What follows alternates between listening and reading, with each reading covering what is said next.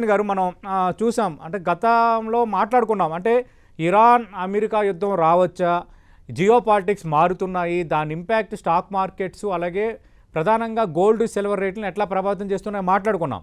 కానీ మనం ఏం ఊహించాం, అది జరిగిపోయింది. అమెరికా ఇరాన్ మధ్య యుద్ధం తీవ్ర రూపం దాల్చింది. అలాగే గల్ఫ్ కంట్రీస్లో ప్రధానంగా ఈ మిడిల్ ఈస్ట్ కంట్రీస్లో పరిస్థితి బాగోలేదు. దీని ఇంపాక్ట్ ఎలా ఉండొచ్చు మన భారత ఆర్థిక వ్యవస్థ మీద?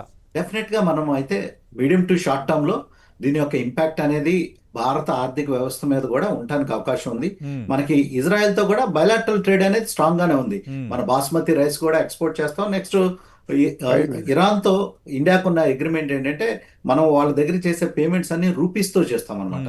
బట్ లాస్ట్ 1.5 year నుంచి ఏదైతే ఈ అమెరికా యొక్క ఆంక్షలు పెరిగినాయో ఇరాన్ మీద, కొంచెం ట్రేడ్ అనేది తగ్గుముఖం పట్టడం మనం చూస్తున్నాం.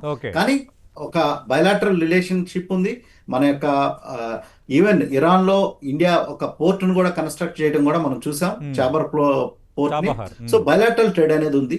సో ఈ డిస్ట్రప్షన్ ఇప్పుడు మార్కెట్ కి సర్ప్రైజింగ్ ఎక్కడి నుంచి వచ్చిందంటే, it's not just between America and Iran or Israel and Iran. ఇప్పుడు ప్రాబ్లం ఎక్కడ వచ్చిందంటే మార్కెట్స్ కి ఆల్ జీసీసీ కంట్రీస్ అంటే గల్ఫ్ కోఆపరేషన్ కౌన్సిల్ లో ఉన్నటువంటి కంట్రీస్ అన్ని, starting with United Arab Emirates, Oman and Bahrain, Qatar and also Saudi Arabia. So ఈ nations అన్ని దీంట్లో ఇన్వాల్వ్ అయినాయి. నెక్స్ట్ ఇరాన్ చేస్తున్న దాడులు గాను చూస్తే they are doing a multi dimensional war అనేది చేస్తున్నారు. అంటే ప్రతి ఒక్క కంట్రీని వారి యొక్క ఎస్టాబ్లిష్మెంట్స్ మీదకి అటాక్ చేస్తున్నారు. డిస్ట్రప్షన్ అనేది క్రియేట్ అవుతుంది. సో అందువల్లనే ప్రస్తుతం కనుక మనం చూసినట్లయితే దాని యొక్క ప్రభావం అనేది ఇండియన్ ఈక్విటీ మార్కెట్స్ మీద ఈరోజు మార్నింగ్ నుంచి చూడటం జరిగింది. మార్కెట్స్ అయితే ఒక 500 points లెవెల్ నిఫ్టీలో మనం డౌన్ ట్రెండ్ చూసాం. నెక్స్ట్ అంతేకాకుండా సెన్సెక్స్ లో చూస్తే కనుక ఆల్మోస్ట్ ఆల్ 1500 points దాకా డేలో సెన్సెక్స్ లో ఫాల్ రావడం చూసాం. కొంచెం లాస్ట్ మన డిబేట్ స్టార్ట్ అయినప్పటి నుంచి లాస్ట్ 5-10 minutes లో కొంచెం రికవరీ, అంటే కొంచెం బయింగ్ ఇంట్రెస్ట్ కూడా స్లోగా వస్తుంది.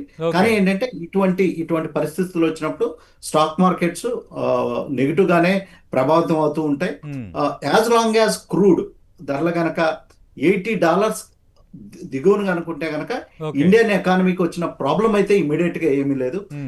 క్రూడ్ ఆయిల్ ఏదన్నా $80 నుంచి $100 కి వెళ్తే గనక అది మార్కెట్స్ మీద ఇంకా ప్రతికూలంగా ప్రభావితం చూపించడానికి అవకాశం ఉంది.